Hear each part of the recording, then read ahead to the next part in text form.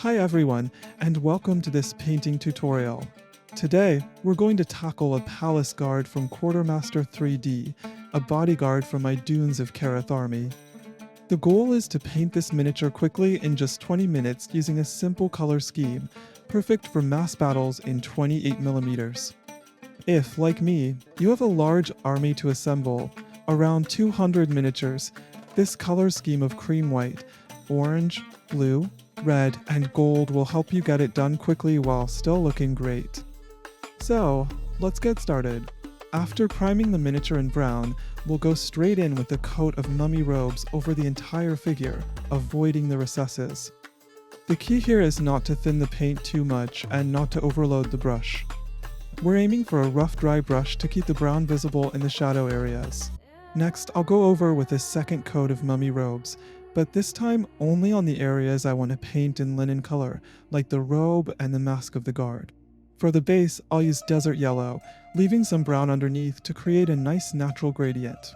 Once everything is dry, I'll apply a coat of skeleton bones only on the raised parts of the base, again using a dry brush to maintain that natural texture. Then, I apply a wash equivalent to light tone on the base, the robe, and the mask. I found a wash that does the job perfectly and costs 20 times less. One of the advantages of living in Japan is having access to quality modeling products at a reduced price. For example, primer sprays here cost just $1, unbeatable.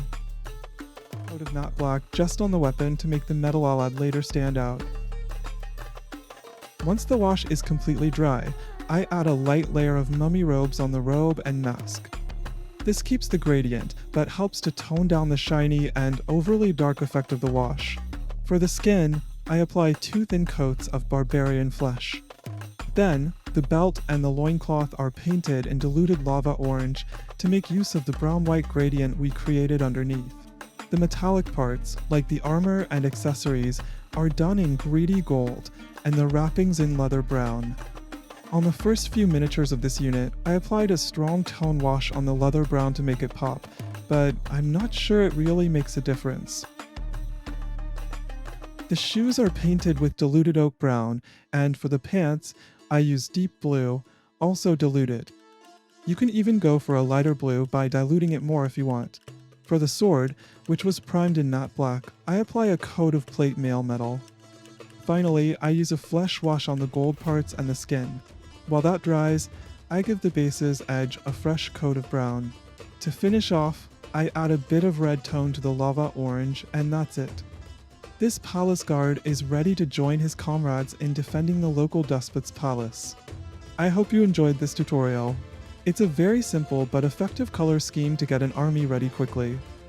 I still have quite a few miniatures left to paint for this army, including cavalry and other units from different creators. That said, I really love Quartermaster 3D's miniatures. They are super easy to paint, and the style is fantastic. If you're interested in these miniatures, you can find the STL files directly on MyMiniFactory, available on Quartermaster 3D's page.